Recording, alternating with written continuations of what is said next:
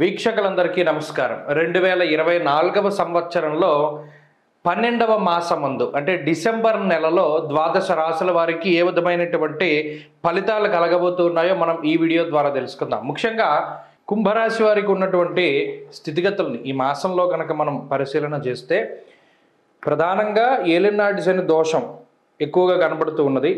అయితే ఈ మాసంలో ఏలినాటి శని దోషం ఎంత ప్రధానమైందో రవి యొక్క బలం అంతే ప్రధానమైనటువంటిది.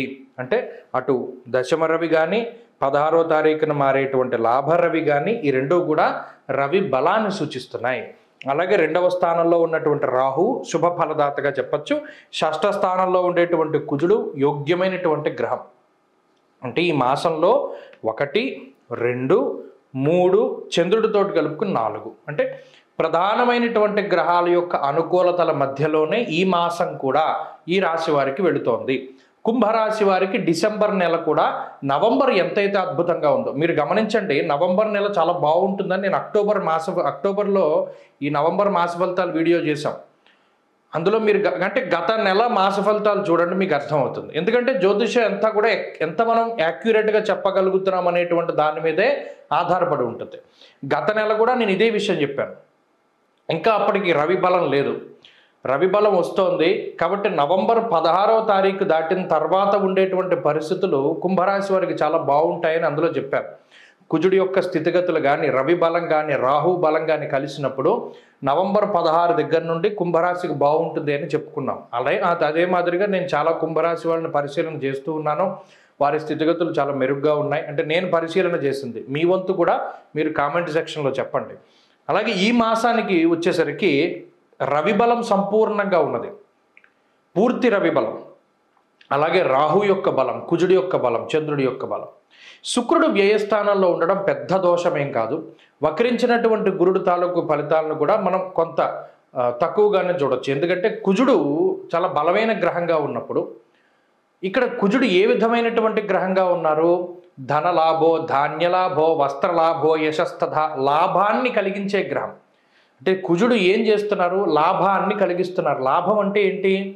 మనం పెట్టుబడి పెట్టినా పెట్టకపోయినా మనం ఆశించినటువంటి దానికన్నా ఎక్కువగా వస్తే దాన్ని లాభము అంటాం. కొంత పెట్టుబడి పెట్టాం 10 రూపాయలు, 11 వచ్చినా లాభమే. కానీ కుజుడు 11 ఇవ్వడు, 20 ఇస్తాడు. కుజుడి యొక్క స్థితి అటువంటిది. కాబట్టి అటు కుజుడి యొక్క బలం చాలా ప్రధానంగా ఉన్నది. రవి యొక్క బలం ఉండడం వల్ల ఆత్మస్థైర్యం, అర్ధసిద్ధి, సదారోగ్యం, బంధు సంతోషవర్ధనం.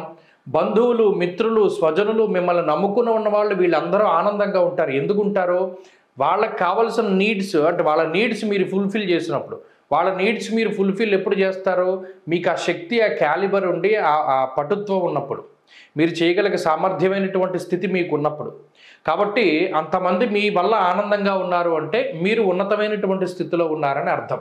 అంటే మీరు సక్సెస్లో ఉన్నారని అర్థం. ఇది గ్రహస్థితి ఇండైరెక్ట్గా చెప్పేటువంటి విషయం.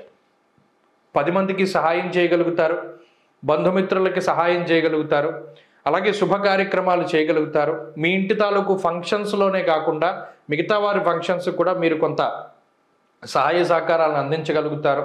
మాట సహాయమో, మనిషి సహాయమో, ధన సహాయమో ఏదో ఒక రకంగా వాళ్ళకు ఉపయోగపడతారు. అలాగే ఆర్థిక పరిస్థితులు బాగున్నాయి. ఈ డిసెంబర్ మాసంలో ఆర్థికమైనటువంటి ఉన్నతి కనబడుతోంది. అనారోగ్య సమస్యలు కానీ ఆర్థిక ఇబ్బందులు కానీ ఏవి కనబడడం లేదు. అయితే కొంత ఖర్చు, అదనమైనటువంటి ఖర్చు ఉన్నది. గత మాసాలతో పోల్చుకుంటే డిసెంబర్లో కొంత ఎక్కువగా ధనాన్ని ఖర్చు పెడతారు. అయితే అది ఒకటి ట్రావెలింగ్ పర్పస్ అయినా అయి ఉండొచ్చు, లేదా ఏదైనా గృహోపకరణాలు, ఇంటికి సంబంధించినటువంటి లగ్జరియస్ ఐటమ్స్ కొనుగోలు చేయడం, గోల్డ్, వాహనాలు, ఇళ్ళు, స్థలాలు ఇటువంటి వాటిని కొనుగోలు చేయడం, లేదా వేరే దేశానికి రావడం, ఇక్కడ నుండి వేరే దేశానికి వెళ్ళడం, దాని తాలూకు ట్రావెలింగ్ ఛార్జెస్ ఏవైనా ఇవ్వచ్చు. అది కొద్దిగా మిస్ ఎక్స్పెన్స్ కొద్దిగా ఎక్కువగా ఉంటుంది ఈ మాసంలో మినహాయించి. మిగతా ఏ విధమైనటువంటి ఇబ్బందులు లేవు.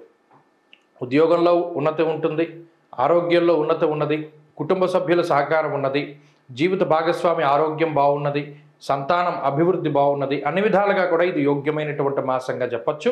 ఈ మాసంలో మరింత అనుకూలమైనటువంటి ఫలితాలు సాధించాలి అంటే ఒకటి క్రమశిక్షణ కావాలి. ఏలినాటి శనిలో క్రమశిక్షణ చాలా ముఖ్యం. రెండవది ఏ పని వాయిదా వేసుకోకూడదు. శనేశ్వరుడు వాయిదా వేసుకునేలా చేస్తారు. ఇంకొకటి 3 ముఖ్యమైనటువంటి విషయం ఏంటి అంటే స్వయంకృతాపరాధం చేయకూడదు. తేజో హానిర్మతిర్భ్రంశో మనఃపీడా భయం తదా ఎప్పుడూ వ్యసనాల వైపు జోదాల వైపు వెళ్ళకూడదు. అలా వెళితే ఇబ్బంది పడిపోతారు. ఈ 3 పాటించి చక్కగా మీరు నడుచుకోగలిగితే ఈ మాసం బాగుంది. అలాగే దైవికంగా చేయవలసింది ఆంజనేయ ఆరాధన, పరమేశ్వరుడి యొక్క ఆరాధన, అవి క్రమం తప్పకుండా చేయండి. ఆరుద్ర నక్షత్రం ఈ మాసంలో వచ్చినటువంటి రోజు, డిసెంబర్ నెలలో ఎప్పుడైతే ఆరుద్ర నక్షత్రం వస్తుందో ఆ రోజున ప్రత్యేకించి పరమేశ్వరుడికి అభిషేకం చేయించుకోండి, చాలా మంచిది. స్వస్తి.